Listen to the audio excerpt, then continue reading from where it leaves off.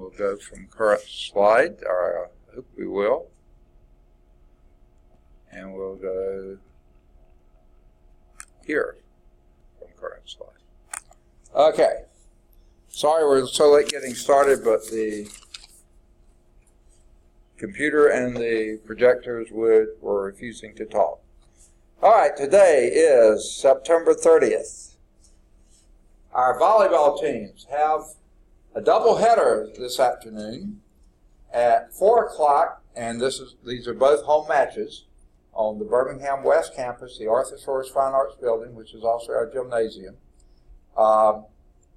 They will be hosting Coastal Alabama South, and that will be at 4 o'clock this afternoon in the gym. And then when they finish that match, they will be hosting Wallace State, Selma, at 7 o'clock. Now, I don't know if it's a 3-round deal or if it's just Lawson playing both of them. Don't know for sure. Now, I'll let you know what's happening on Wednesday. Or that's actually Thursday. The College Bowl is still recruiting players with knowledge of any subject, including history, literature, science, music, current events, mythology, and mathematics. So if you'd like to participate, just go down the hall, this half flight of stairs here, go to the first office on your left. That's in between room 259 and 261. That's Mr. Matthew West's office. He's the coach of the College Bowl team. And the NASA's Community College Aerospace Scholars Program will be accepting applications for this year through October 16th. That's 17 days away, so 2.5 weeks. Please, if you're interested, check it out. I've got websites here you can go to look into that, find the applications and that type of stuff. All right. Finally, any questions we've had so far on Chapter 7? Now, I did pass out the test last time. Did all of you get that? You got it? Okay, good. All right. We were on Example 2, and we just ran out of time before we had a chance to really do the example. Now, maybe before we do, since last time we had just done it, let's go back one slide here to remind ourselves what the procedure is. The force acting, the fluid force acting on a surface under a certain amount of water is the density of that water, okay, or any fluid, density of the fluid. And generally that is a constant. The weight density, we have it here because we're dealing with force. So, and since force is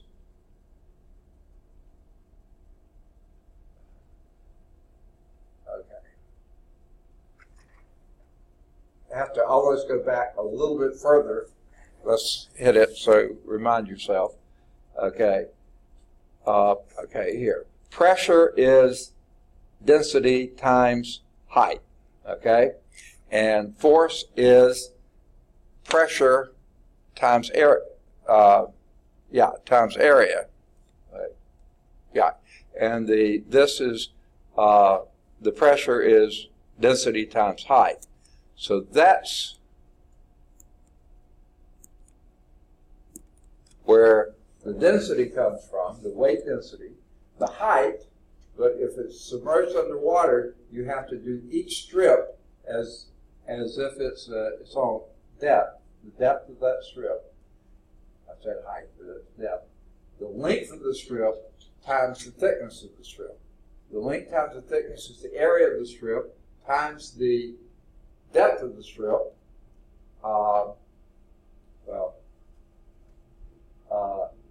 Area times pressure is equal to force, and density times depth is equal to pressure. Okay, got all the little pieces in place. So what we have to do in this problem is find out the depth as a function of y, and also the length of each strip as a function of y, and we know what the dy is, okay? And the Y's will be going from, I think they go from the bottom of the surface to the top of the surface, but your Y's are negative. That's why you do them that way. I've done it before where you go depth going down, so depth would be positive going down. This book does Y negative as it's down. So, what we've got to determine here is the surface. Let me get my pen set up. Surface of the water right here. And the first thing you really need to do is set up your coordinate system. Now, I think we did this last time. And so what they did, if you recall, and we're going to see it in the next slide, but let's do it for ourselves here. They made the x-axis here and the y-axis here, split right down the middle of the plate. So this is your y. So obviously your depth, to go back to what we were doing before, your force is equal to the weight density times the integral from, and this will be from -9 to -4. From the bottom of the plate to the top of the plate, that's increasing numbers. So that is those are your limits on this one. Because you're going down here, which is 9 below the surface up to here. That's where your plate is, okay? And of course, your thickness of the plate would be a dy, which is a good thing to have. So the thickness here is dy. Now, the two things we've got to figure out is what's the depth of the plate as a function of y, and what is the length of the plate as a function of y. Well, the depth of the plate, the depth of that strip, is merely y, as y goes from -9 to 4. So that's going to be pretty easy. There's just the y. Okay? Now, the length of that we need as a function of y. Now, this is a little stranger. Okay? You're going from this value to that value is one way you could do it. Or, just a little easier, is go from here to there and double it. So we're going to put a 2 out here with the w. Yeah, because it's not affecting our y's any. And we're going to go that length. Now, what we've got to find is the equation of this line. Okay. Ooh, that's ugly, isn't it? Okay. Of that line. Okay. As a function of y. How do we do that? That's going to give us our length, or half of our length. There it is 0. How do we get the equation of this line?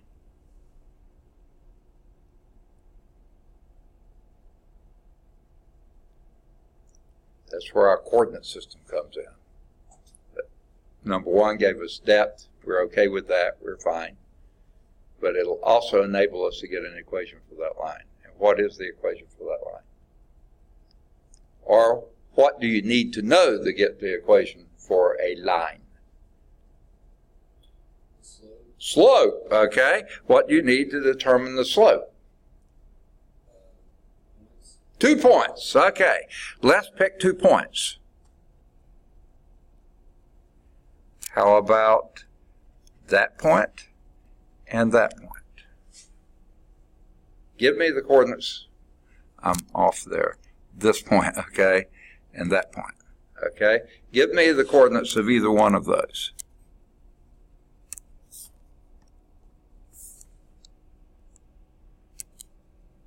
See, that's the advantage of having a coordinate system here.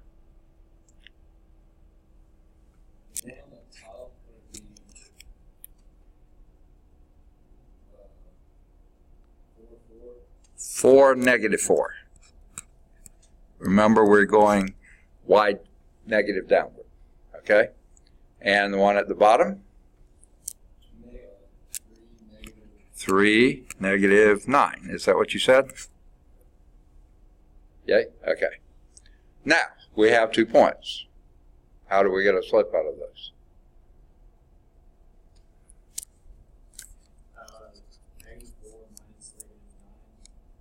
Okay, -4 minus a -9. 4 minus 3. I think I could even do that denominator. What does that give us?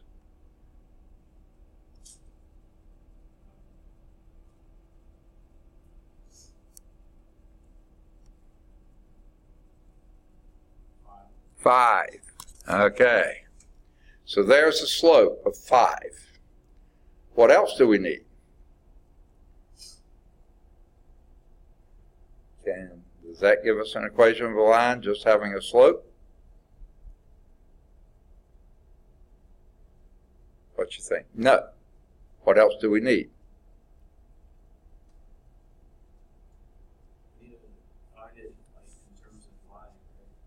Yes, we want it in terms of y. And then we're going to turn around and get it in terms of x. But let's get it in terms of y first. Or, I mean, we probably could go on and do x directly, but where would you go from here? How do you get an equation of a line? Uh-oh, this is Math 100 or high school or somewhere. How do you get an equation of a line? You have the slope. Second?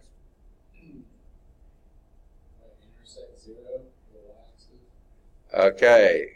Yeah, where the y-intercept. Is that what you're saying? I don't have that here, but there's an easy way to get it. What if we did have it? What would be your equation of the line? If we did have the y-intercept, what would be the equation of y is equal to what? I heard someone say something. Mx plus b. Okay. Now, we've got m, okay, and that's going to be 5x plus b. All we need to do is come up with what the b is. Okay. Now, there are a couple ways to do this, but since you gave me this one, we'll use this method. Okay.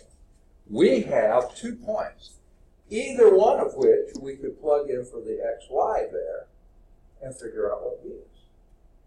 So you pick a point, either one of those 2 points. I don't care, really, much at all. One on top, 4, -4. So the 4 is the x, and the -4 is the y, so minus 4 is equal to 5 times 4 plus b. Well, that's pretty ugly writing. I don't know what's wrong with the pen up here, but it's not doing well. Okay. Okay. B is equal to -24. Now, does that make sense? It looks like it is a pretty good ways down there before you're ever going to intercept that. Okay? So, just for funsies, okay, let's write that down.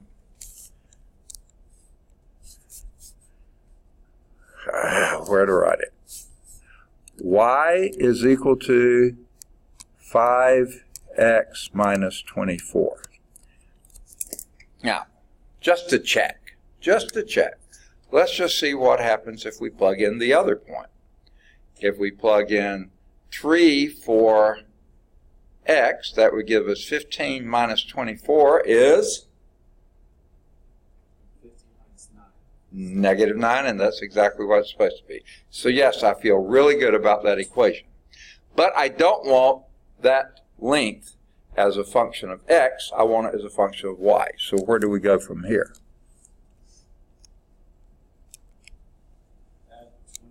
Add 24 to both sides, so that will give us y plus 24 is equal to 5x.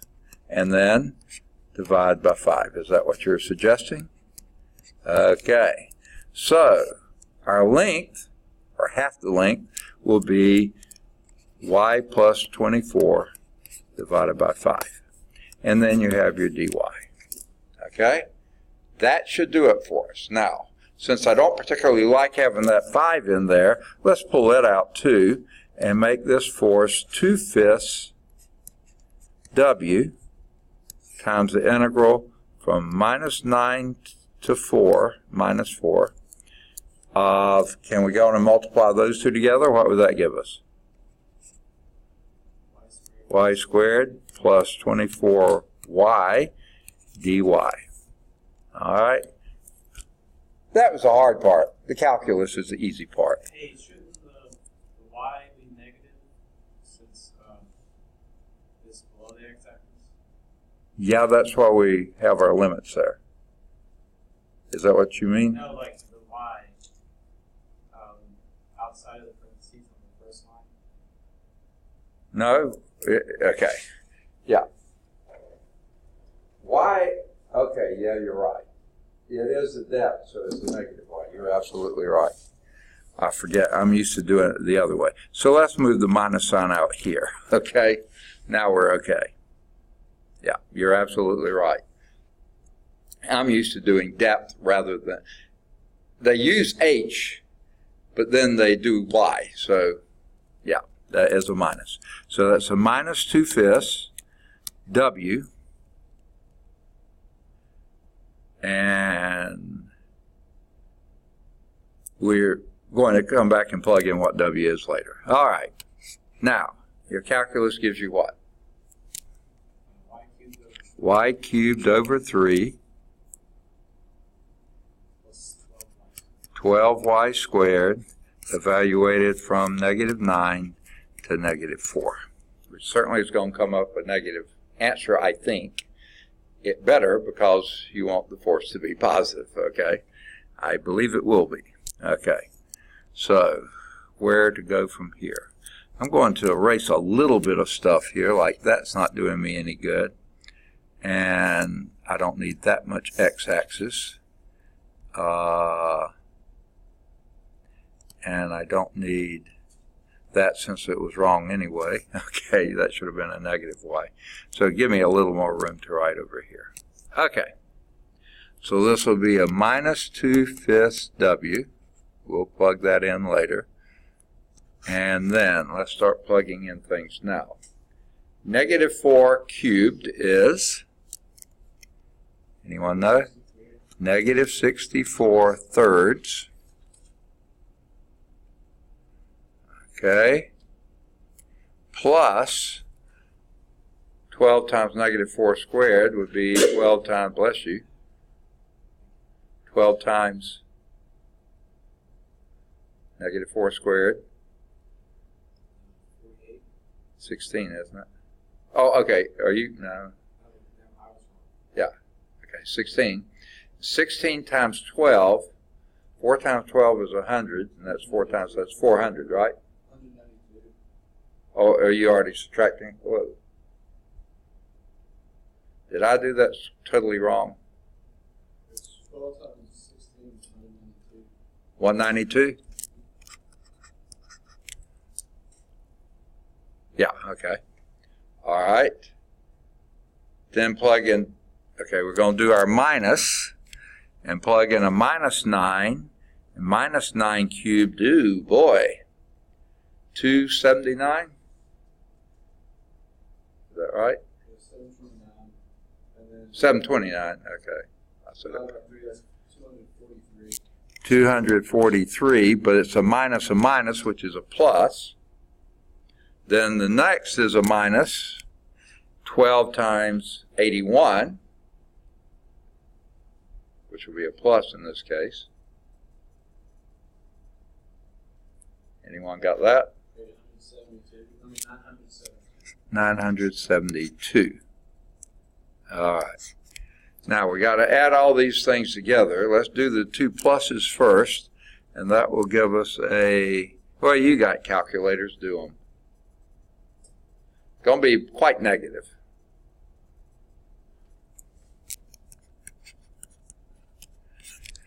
And density of water is 62.4, right?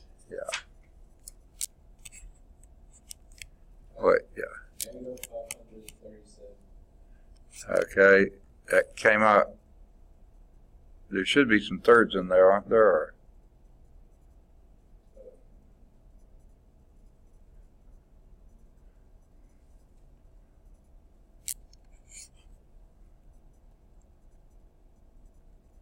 Were you just doing the three whole numbers? Okay. Unfortunately, we've got to get that number you just said over 3, and then that was already negative. It's going to be hugely negative, and then another big number like negative 64 times, or added to it, or subtracted from it, or however you want to say that.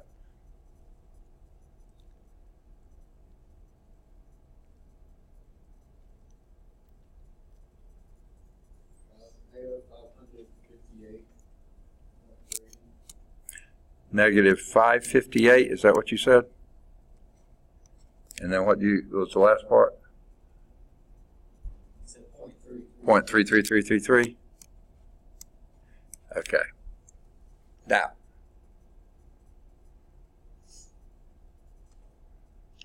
well, you with the calculators, keep on going. I'm not going to mess with it. Minus times minus is going to be plus. So 0.4 times 62.4 times whatever you had. Leave all those things on your calculator screen, and what do you come up with?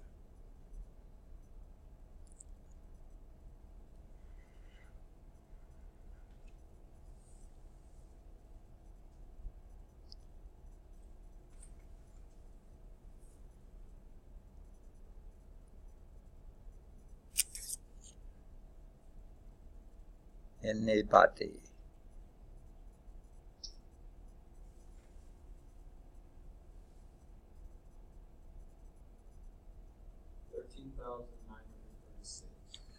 $13,936. That's the whole thing. Perfect. Pounds. That's what the book got to. Good for them. Okay. Now. Okay. So I guess they did the same thing with the strip that I did. I was surprised to see them do that, but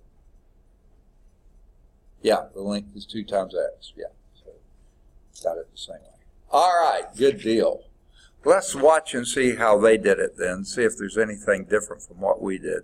Setting up the mathematical model for this problem, you're at liberty to locate the x and y axes in several different ways. Okay? A convenient approach is let the x-axis bisect the gate and place the x-axis at the surface of the water. The y-axis bisects the and x-axis. That's what we did because I had looked ahead and seen that. There's a little, well, if you had placed the x-axis down here and the y-axis there, then the top of the water would have been 9 feet up, and you've been dealing with positive numbers everywhere, which may have helped a little with the minus signs, but then your function values would be quite different. So I think we're better off this way.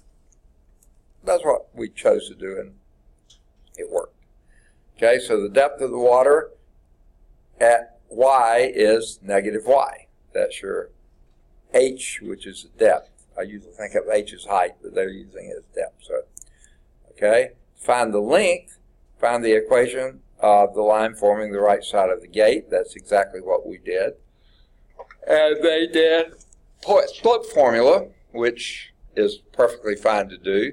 Did it all at once. Y minus a minus 9, which is y plus 9, is equal to, and there's the slope, which came out being a 5 times x minus 3.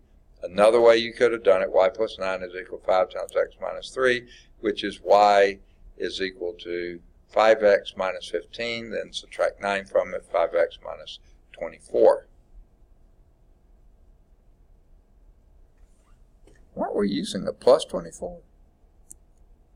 Oh, no, yeah. When we went back and did the solve for x, in terms of y, you added 24 to both sides and then divided by 5. Yeah, that's what we did. So in the figure, you can see that the length of the region is twice that x value. And we did basically the same thing. I just said, let's do half of it and double it. And that's exactly what they did. So there's your length as a function of y. And then finally, by integrating from -9 to -4, you get, there's your formula, 62.4 times the integral from -9 to -4. I went on and took the 2/5 on the outside, and that's ultimately they do too. And then you have your y squared plus 24y. When you multiply through, pull the minus sign out front too, and then do the figuring here. Y cubed over 3 plus 12y squared. And they didn't show any of the math here. They went straight to minus 1675 over 3, which is a value of that. And that comes out 13,936 pounds. Now, does that come out exact, or were some decimals in there? No, it was exact. Okay. I thought it probably was. Yeah. Okay. I hadn't done it myself, but I know 3 will go into that exactly, and 5 will go into that exactly. So, yeah, it should come out exact. And it did. Okay. Any questions on that? That's the last slide of the slide set, but it's not the last example in the book. So let's go to that. Were there any questions on that before I erase it, but I can bring it back? Okay. Let's do this one. Example 3, fluid force on a vertical surface. That's what we've been doing. A circular observation window at a seawater aquarium has a radius of 1 foot. So here's a radius of 1 foot. Okay. Poorly drawn. And the center of the window is 8 feet below the water level.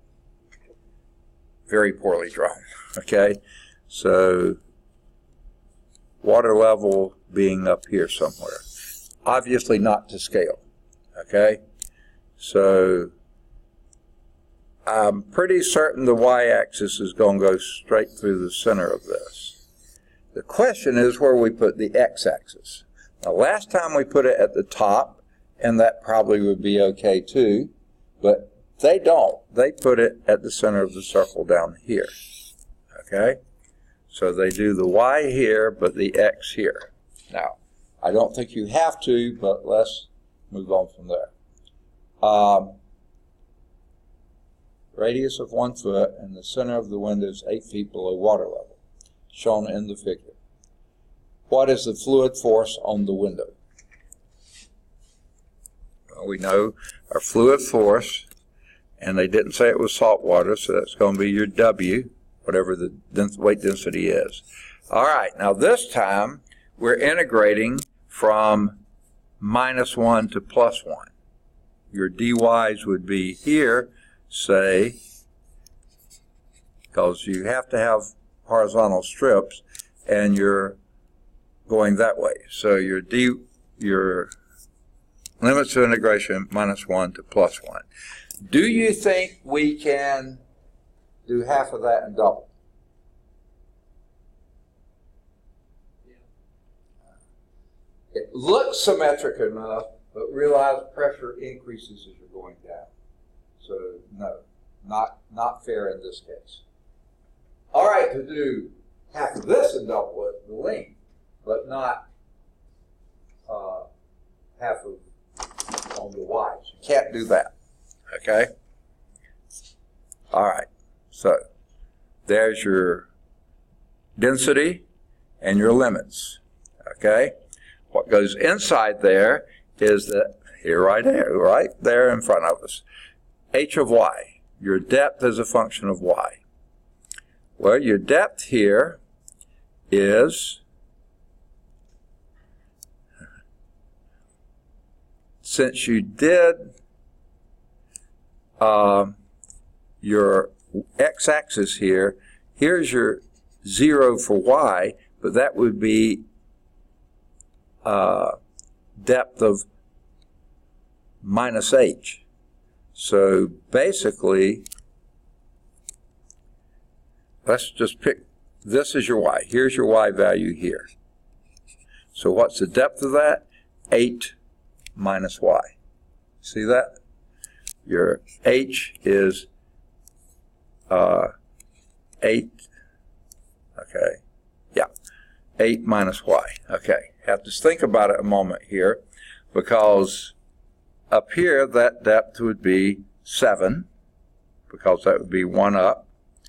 That would be here at 0, that would be 8, and down here that would be 8 minus a minus 1, which would be 9. So yeah, that looks right. So your depth is 8 minus y. Okay, now here we don't have to worry. My pen is not writing well. It's doing strange things. H minus y is your depth function. Okay, what we need is the length here of this, and from here, for here, we're going to use, your length is 2x, right? Just like before. But let's just deal with x right now. There's the x value, okay? From here to here, that's your x value. And how does that relate to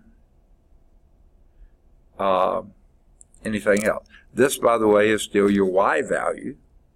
So what is your x value there? Think Pythagorean theorem.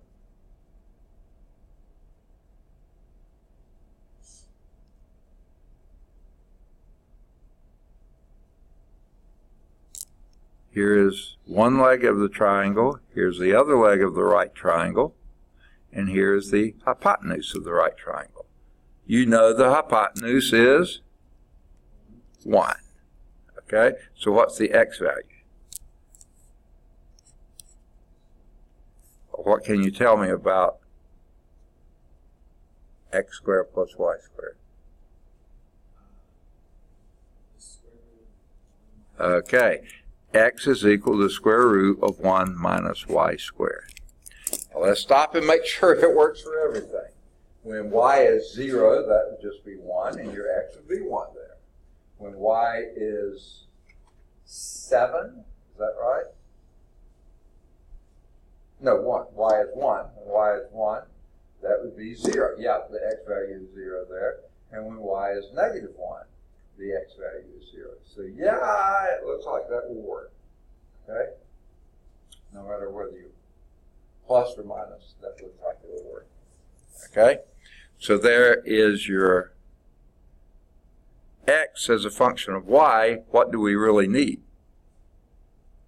No, that's exactly what we need. Okay, that is your x, and we're going to double that, so we'll have 2 times that. 2x is what we need for our length. All right, so let's bring the 2 out here, though we may bring it back in later. We'll see. Times the square root of 1 minus y squared dy. The thickness there is dy. Do we have it or not? Does that look okay so far?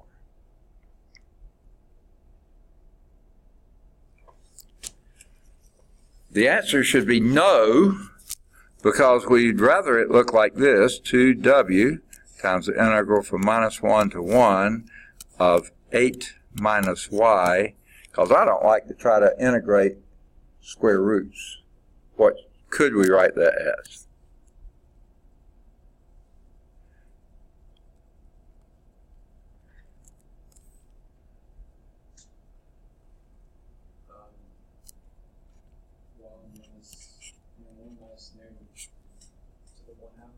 To the 1/2 power.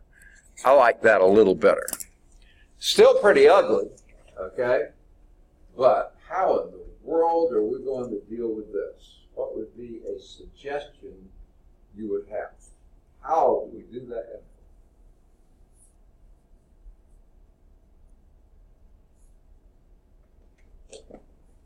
Make some guesses. They may be wrong, but make some guesses. What is a technique you might choose to use? Right? Can you split them up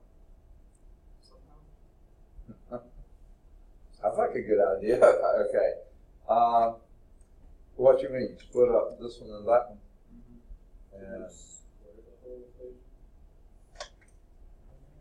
yeah, that's another idea, I guess, but I don't know if that's legal in most states. I was thinking of a technique of integration. Use substitution. Huh? Use substitution. Okay, let's try a U substitution. What would you use a U? Okay. 1 minus y squared. That's what I would use as a first guess. 1 minus y squared. Okay? And what's the next step? du is equal to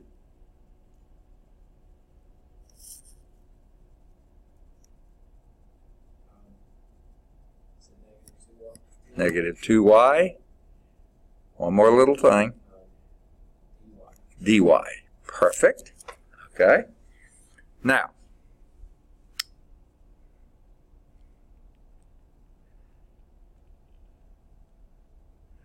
all right, now wait, let's go back to who had the idea of splitting up. Okay, all right. I believe I might see a lead to how we might split this. And I don't know if this is what you were meaning or not. Let's back off for a moment. Hang on to the thought of the U substitution. I don't think it'll work particularly great here until we do split. So I'm going to erase this for now, but remember it, folks. Don't forget it, okay? And when you were saying split it up, I was thinking you meant the two products, but thinking about it a little deeper, that's 2w times the integral from minus 1 to 1 of 8 times 1 minus y squared to the 1/2 dy minus the integral from minus 1 to 1 of y times 1 minus y squared dy. Is that what you were, oh, to the 1/2. Is that what you were thinking? Yeah, I was just thinking like separating. Yeah. I'm trying to think if there is a product rule for antiderivatives, and I can't recall that there is. The closest you can do is integration by parts, and that was the other thing I was sort of listening to see if anyone was going to suggest. I don't see a lot of future in it, but it would have been another possibility. But what we'll do here, if you pull the 8 on the outside, in fact, I think what I would do here is erase this and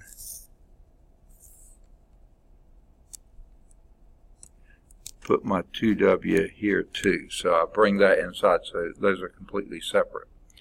This could be a trig substitution. Okay? I think is the only way to go with that one if you pull the 8 on the outside. So this would be 16w times the integral from minus 1 to 1 of 1 minus y squared to the 1/2 dy. Now that's the only thing I can think of right now to work there. Can you think of anything better? What would be the trig substitution?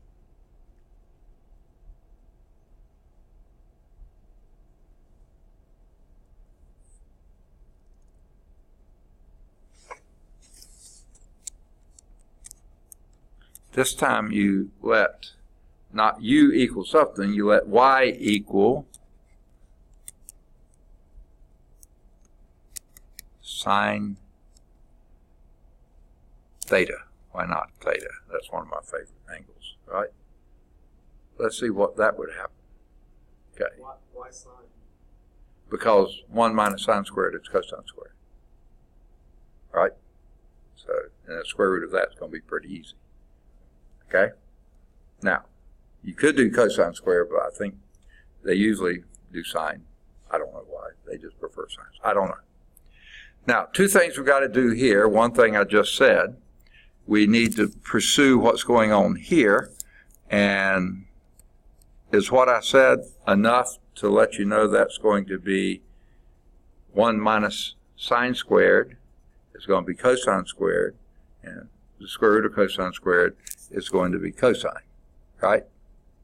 So then 1 minus y squared to the 1/2 will equal cosine theta.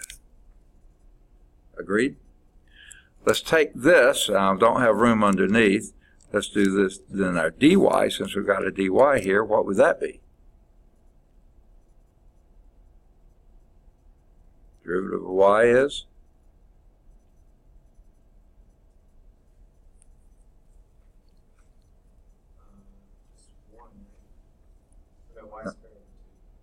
If y is equal to sine theta, what's the derivative of y? Derivative of sine theta. Please remember. Derivative of sine theta. Cosine theta, one other little thing, d theta. Okay? Now,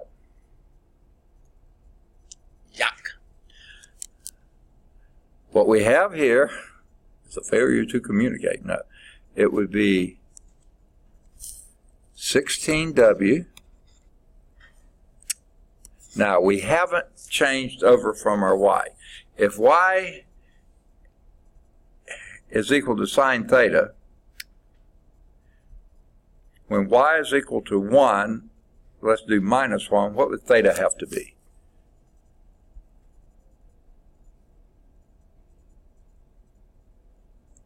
What theta would give you, when you do a sine of theta, you get a minus 1.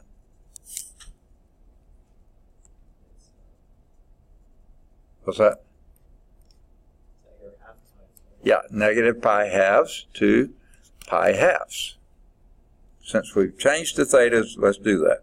And what we have then is a dy times this, and that's going to be cosine squared theta d theta. And that's another big boo hiss, because we don't know, I don't always carry it around in my head what the antiderivative of cosine squared is. But there is I don't know if you remember from trig, which you better, a power reducing formula, which was sort of awkward, but you could do it, or even better, look it up in the table, okay? Let's see if it's in the simple table at the front of the book. I don't think it is, but let's just see. Where did the cosine squared? Oh, okay. Good question. Okay. Right here. This thing here, we said it was cosine theta, right? And the dy here, we said it was cosine theta d theta. And when you multiply those two together, you get cosine squared theta d theta, right? Okay. Good question. That's where it snuck in there. Now, back to the front of the book, and I don't think they have that in this short table, basic integration formula. But I know they have it in the rear table, somewhere back there. Okay? Before you get to your answer part, here we go. Number 49 on page, Appendix B, page A5, is cosine squared theta, antiderivative of that, or they've got u du, is 1/2 u plus sine u cosine u plus c. Okay, we don't need the plus c. All right. So let's do,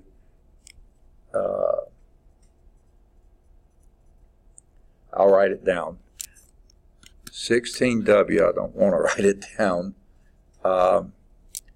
times 1/2 u plus sine u cosine u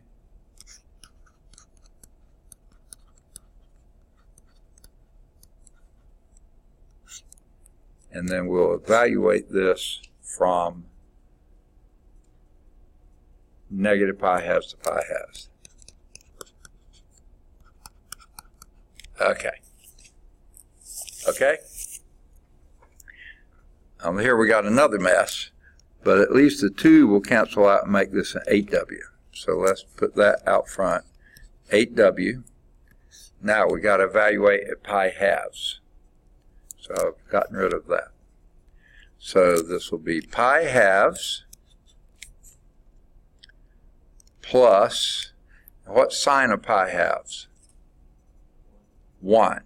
Cosine of pi halves? 0. Huh. We lose that. Okay. Minus, so I'll put a plus there, but I really don't need a plus. Probably will wind up with 1 in a minute, but let's get rid of it for now. Minus a minus pi halves, which makes it another pi halves, right? And sine of negative pi halves is, that would be another minus, negative 1, but cosine of negative pi halves is 0 again. So we get nothing but pi. So we have 8 pi w. That's from the first integral. Now the second integral. It's a minus 2w. Now, this one's even easier. I don't think we even need the, oh no, I'm sorry. This is where we need our, whatchamacallit, U substitution. Remember I told you don't to forget that, right? Let U equal 1 minus y squared. Then du is equal to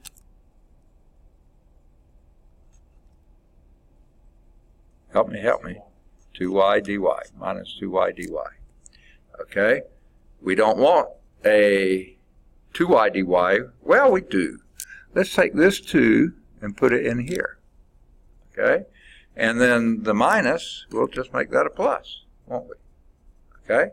And now we got, here's your,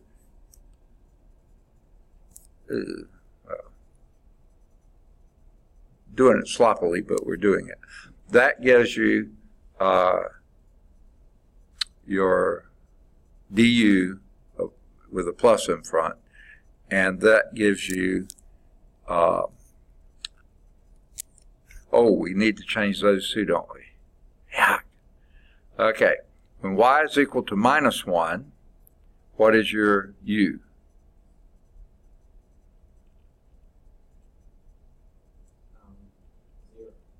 Second?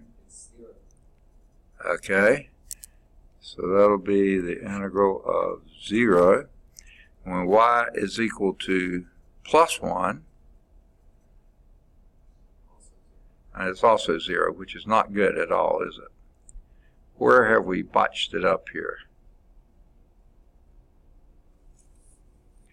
Perhaps this time we should have doubled.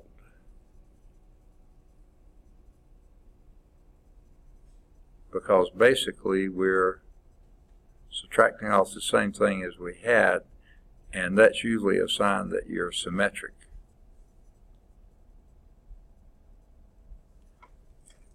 Before I waste too much more time at it, how did they go about doing this? They don't really show any of They what? They don't really show any of Yeah, they just kind of leave it there. Second integral is 0. That's what they say. Because the integrand is odd in the limits, okay? So that's exactly right. That second one is 0. So we were doing it right. So basically, you're what we had at the top, which is, okay. Now, was this seawater? Oh, seawater aquarium. Okay. Your W is 64. That's what was throwing me. So basically, it's 8 pi times 64. Plug that in. is that 512? 8 times 512 pi, and that gave you something like 1605. Yeah.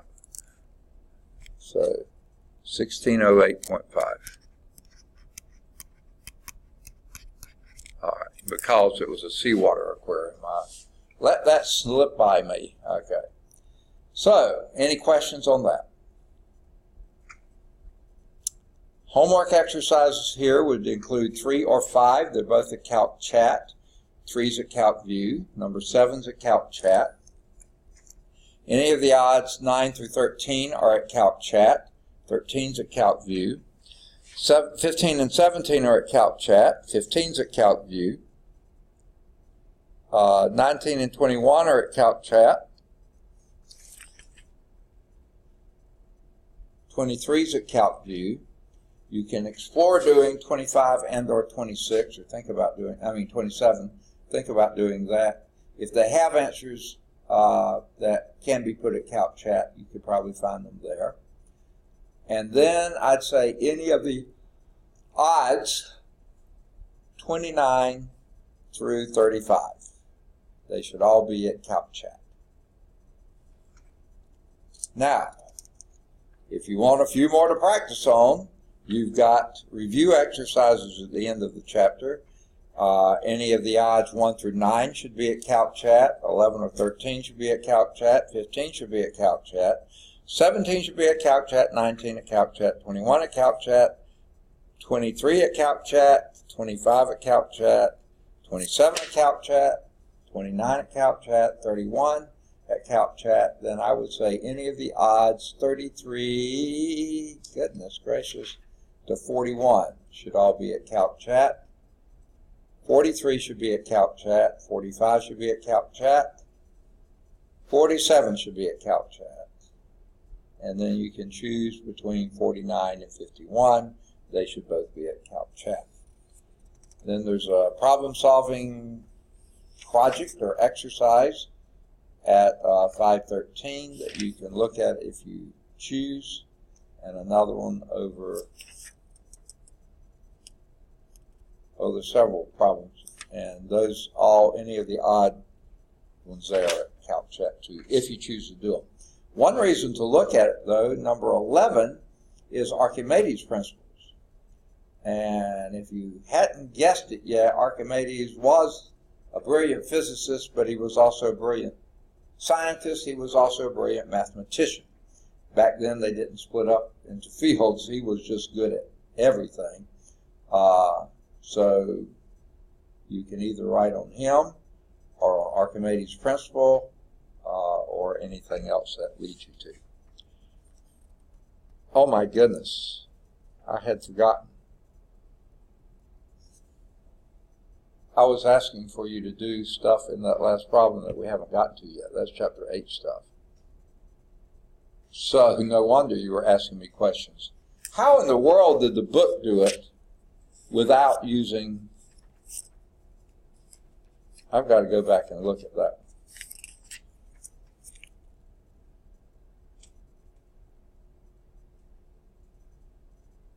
Oh, they just use symmetry. Only symmetry. Interesting.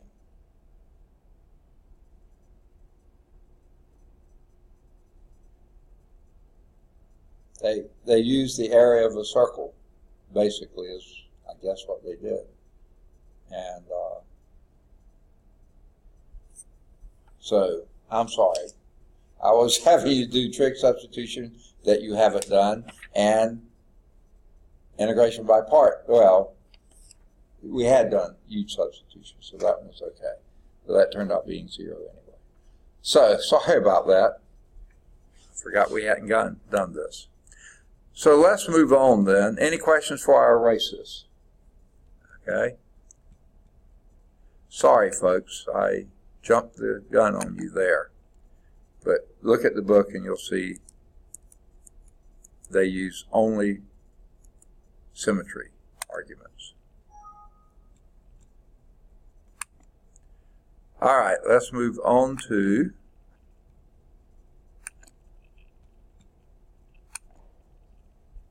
(8.1). We've got about a little less than 30 minutes. So let's go slideshow from current slide. Okay, Chapter 8. Sorry, this is what I was calling on. Chapter 8.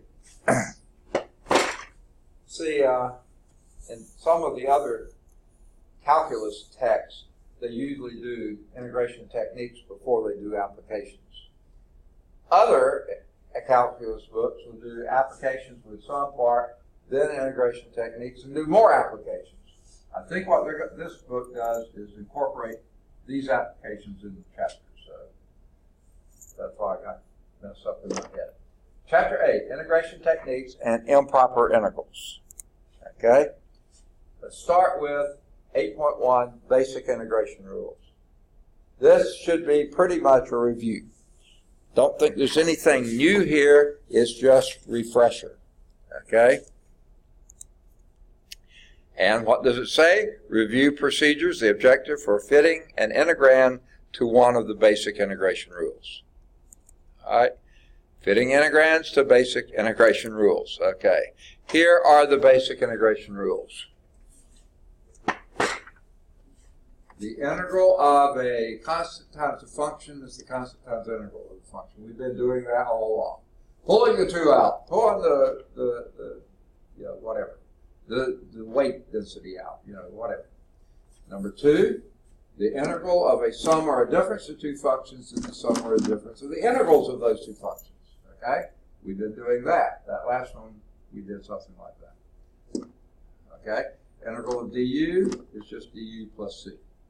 Now, these are just rules for doing integration. This is actually the first integration rule. Okay?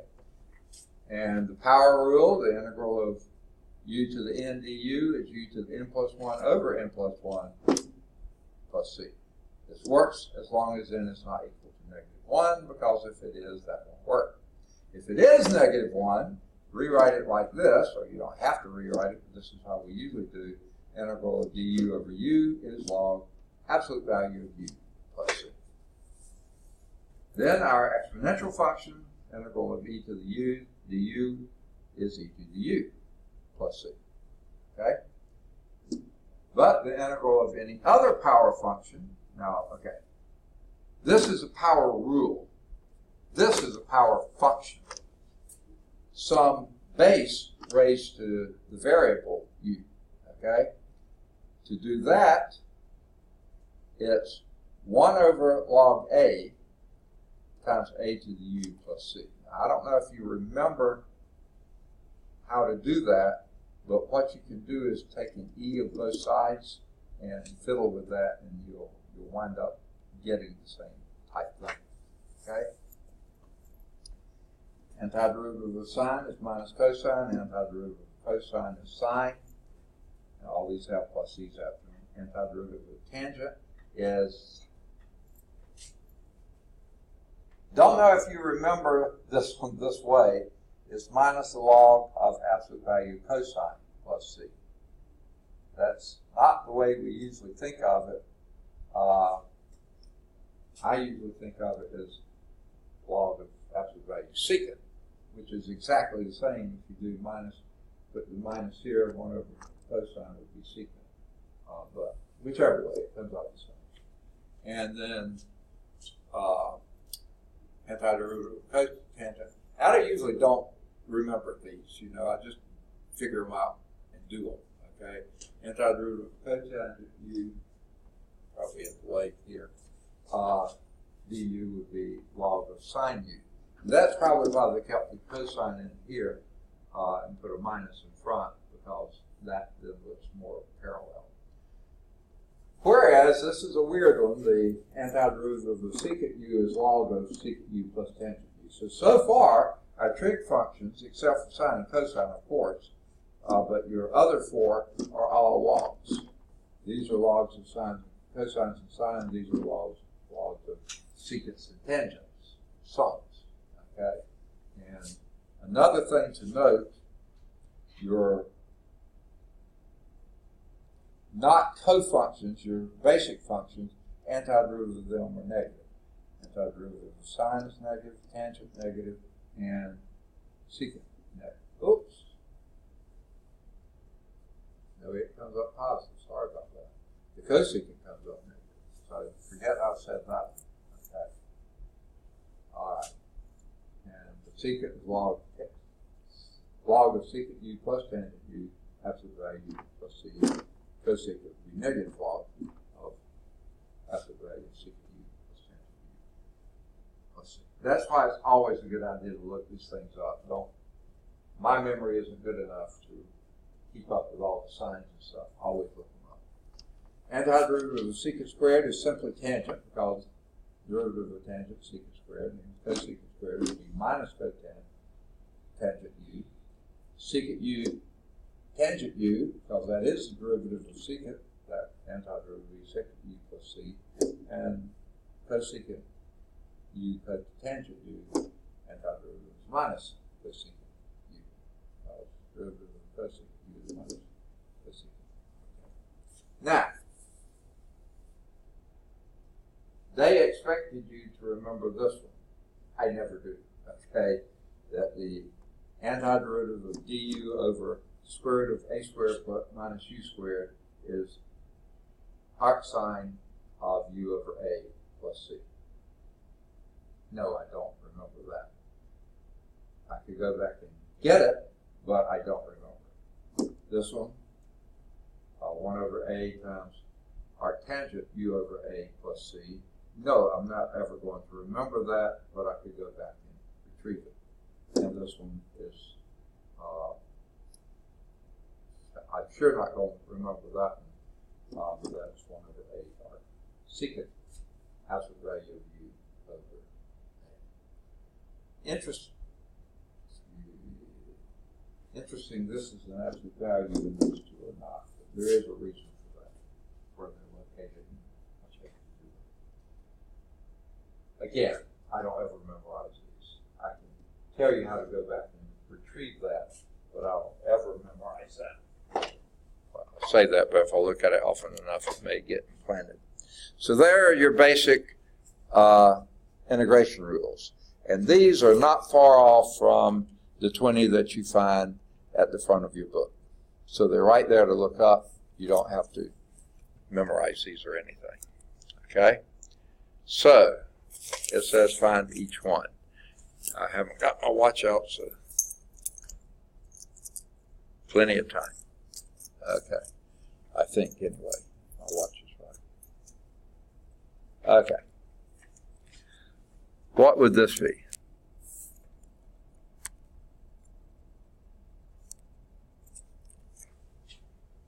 Integral of 4 over x squared plus 9.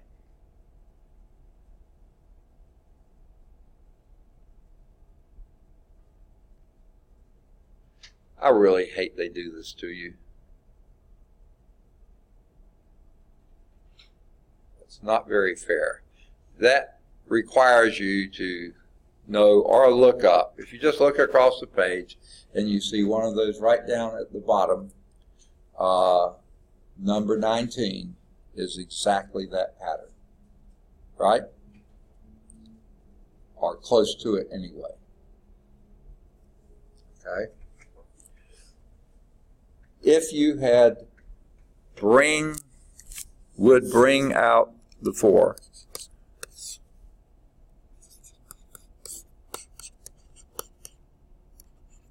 I'm going to write 9 is 3 squared.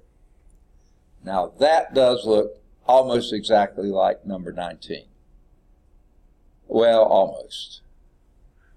If you want it to look just like it, I'll reverse them, okay?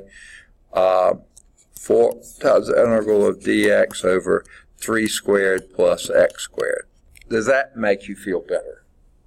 Looking at that, you get exactly very close to what 19 is. What would your answer be?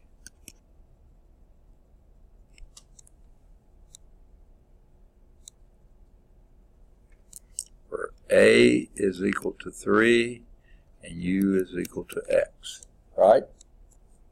So du would be d. Say it again.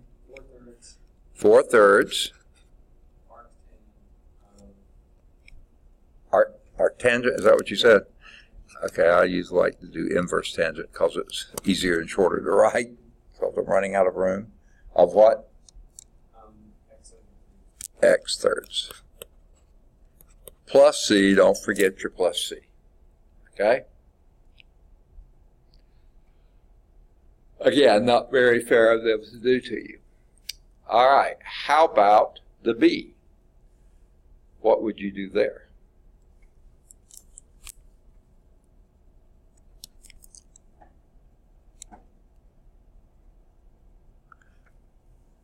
Depends on how psychic you are about what you're going to be looking for.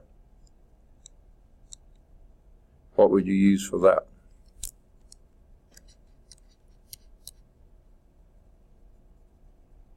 Hint, I wrote a let under it. Oh, looking over at the table, you're not going to find anything there. What would you going to do? Substitution.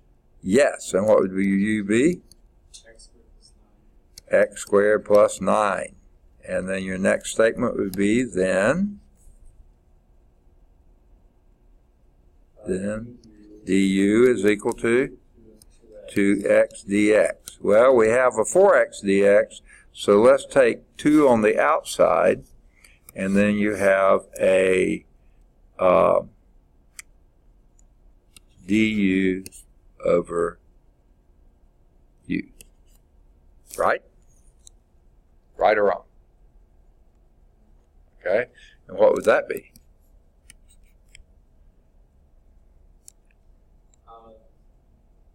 2 times the natural log absolute value plus c. I'm not going to put the absolute value. Why? It's always positive. Always positive. And that's what we're going to do now. 2 times the log of x squared plus 9. And another way you could write that would be the log of x squared plus 9 squared. Though that's no better than the other way. Either one of those are perfectly fine. By the way, I'm not looking at the book to see what they got. The first one they did get 4/3 arctangent of x over 3 plus c. And this one they left it as a 2 times log of x squared plus 9 plus c. We could have plus c on either one of those. Okay? Now the third one. What are we going to do with that one?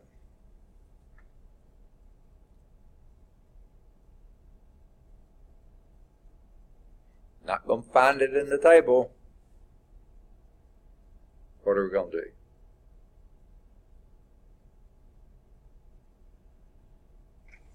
What kind of a rational expression is that?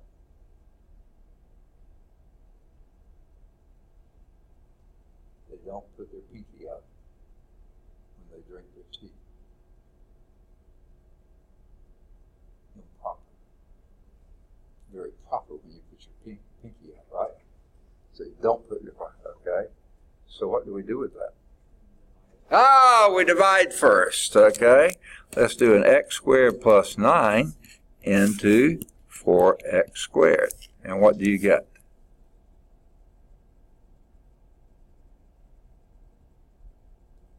Anybody? Anybody? X squared will go into 4x squared 4 times. And then you multiply. 4 times x squared is 4x squared, and 4 times 9 is plus 36. And then you do what?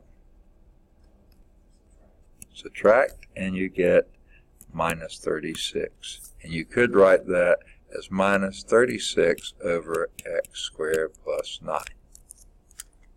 All right, so that changes your integrand to be the integral of 4 dx minus the integral of 36 over x squared plus 9 dx.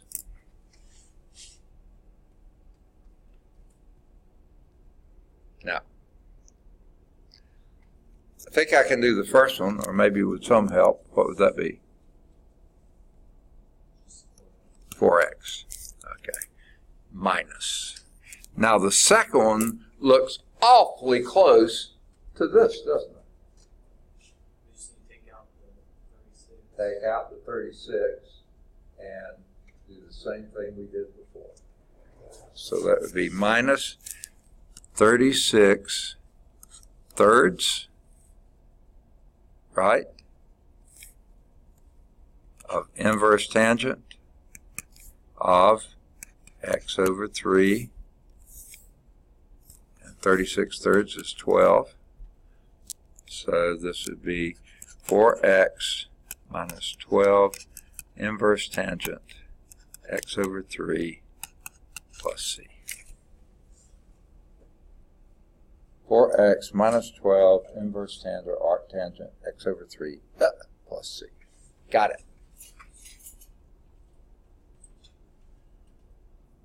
Okay. Does that make sense? Okay. A lot of mess. Okay. All right. Several multi-steps in some of them, but using just the rules that we had, they can be figured. Messy, but figured. Again, we'll learn, rather than having to look it up in a table, we'll learn how to do A and C, those parts to it, without having to go to a table.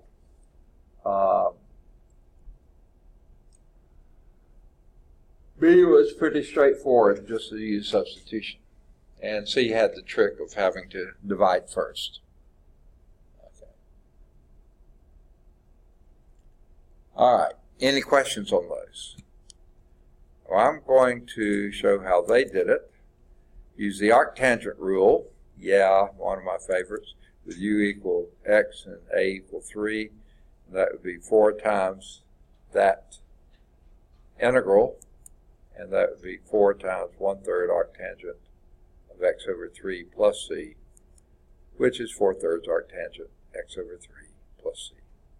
I prefer inverse tangent, arctangent is fine too. That's 1a, just like we did. The arctangent rule does not apply, 1b, because the numerator contains a factor of x. Sorry, I was doing the previous problem with that. We just did it. The arctangent rule did apply, but this is 1b.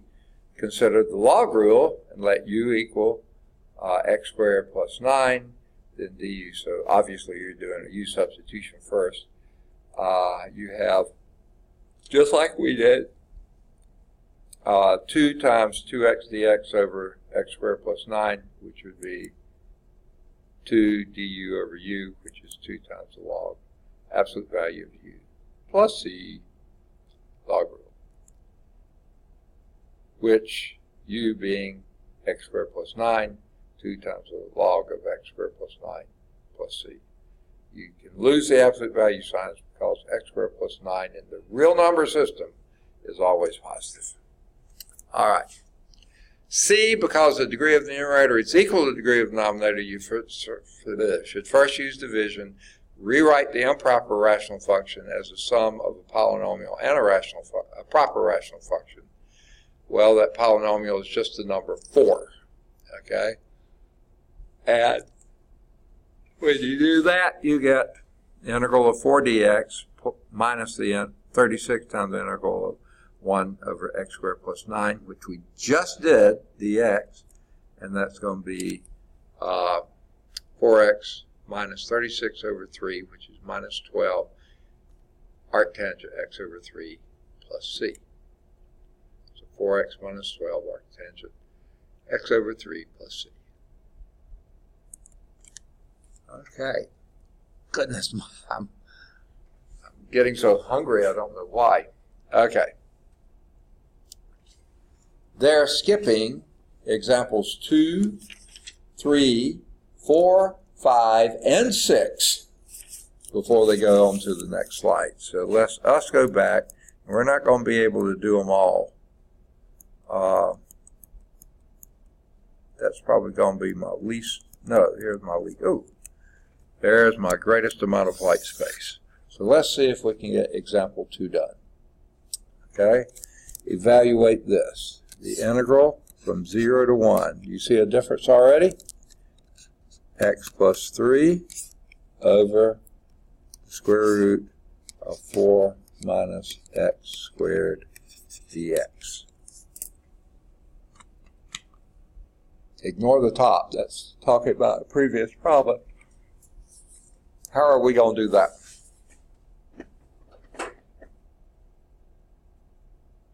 Any ideas?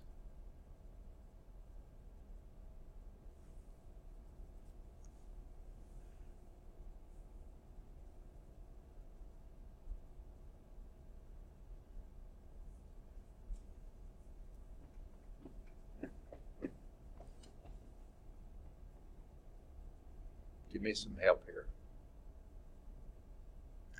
Sort of a little technique that Patrick was suggesting before on a previous problem. We will ultimately, but we'll first start by splitting them up. Okay, and one part we will use that. So this will be the integral from 0 to 1 of x over the square root of 4 minus x squared dx plus the integral from 0 to 1 of 3 over the square root of 4 minus x squared dx. Okay. Let's do the first one first. What would you do there?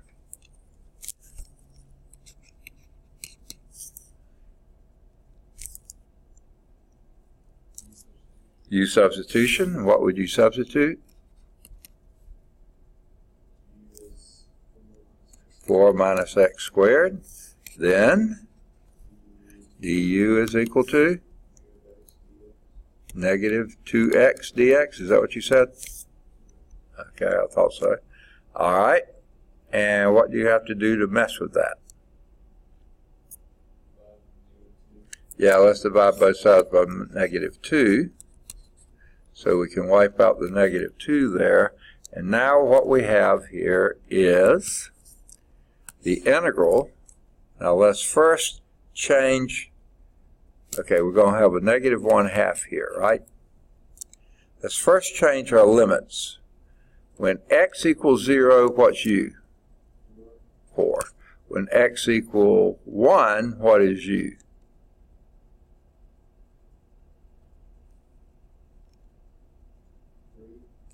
Did you say 3? Yeah. Looks a little, well, let's go and write the rest of it down. And then we would have the d, we already did the minus 1/2 out front. So our x dx just becomes du. And our denominator is u to the 1/2. So let's write it like this, u to the 1/2 du. Minus 1/2 du, right? Do you mind I did that all in one step? Don't like radicals and I don't like denominators if I can get away with them. Okay. Can you rewrite it? Make it a positive 1/2 and do 3 to 4? That's exactly what we're going to do. I'm going to write it down here. 1/2 the integral from 3 to 4 of u to the minus 1/2 du. And what does that become?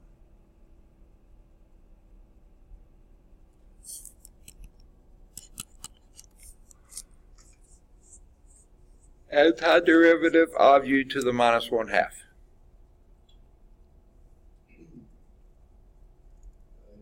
to the, that's negative 3/2. Whoa. Isn't it like the natural log? Say again? Isn't it natural log? I don't think so. What's the power? What's the power rule? U to the positive 1/2. Yes, a positive 1/2.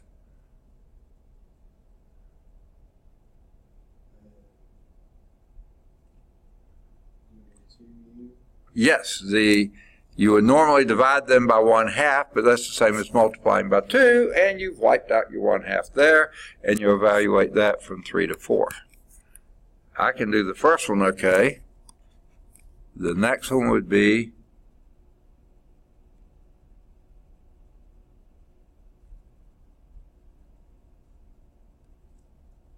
help me somebody.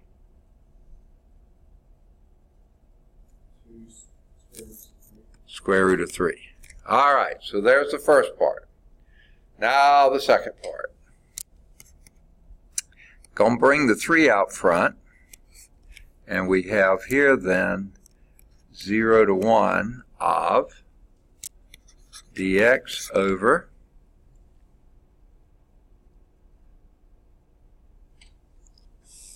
this is a good time to look back to your table there, whatever you call it, those 20 things here. And this one's looking a lot like 18, isn't it? No, I'm sorry, yeah, 18. The square root of where a is 2 and u is x.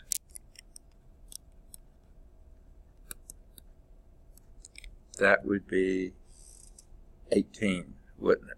And what is the answer for 18?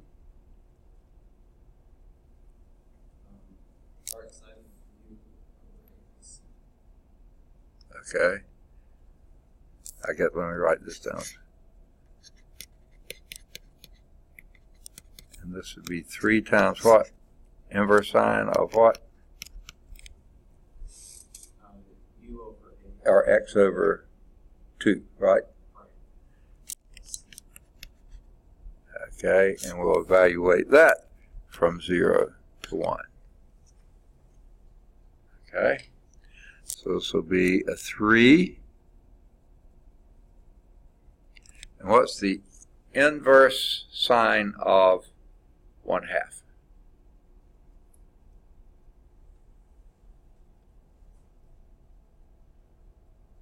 What angle, when you take the sine of it, you get 1/2?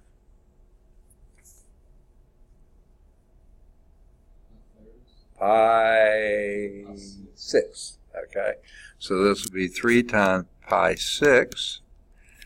And then if you put a 0 there, what angle, what does that give you?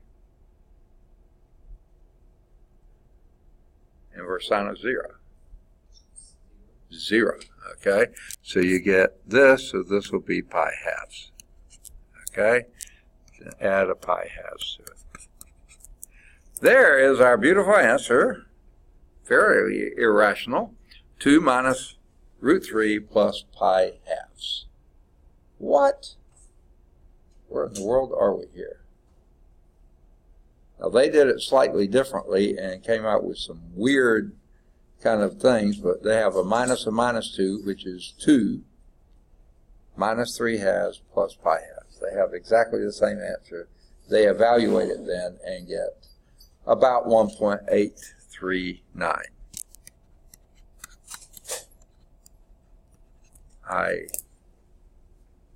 Fine. Okay. I believe that they do a technology thing on the midpoint rule. It's been a long time since we did. You can do that if you'd like. The approximation gave you 1.837. Frankly, that is a long, awkward process. I just assumed do the integral, and we did. We'll start next time with example 3, bottom of the page. Any questions on that? Let's see if we got enough done to have any homework exercises. Oh, it's a fairly short section. I think you can do number 3. It's at Calc Chat. I think you can do any of the odds 5 through 13.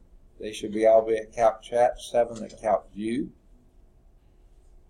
You may want to wait until we do a few more of these to see some of the techniques to follow them up with. So if you can't do those, wait, we'll do them. Get there. Good deal. When do you need test back? A week from today is fine. I'll see you And tomorrow. you can take more time if you need. Okay, see you tomorrow.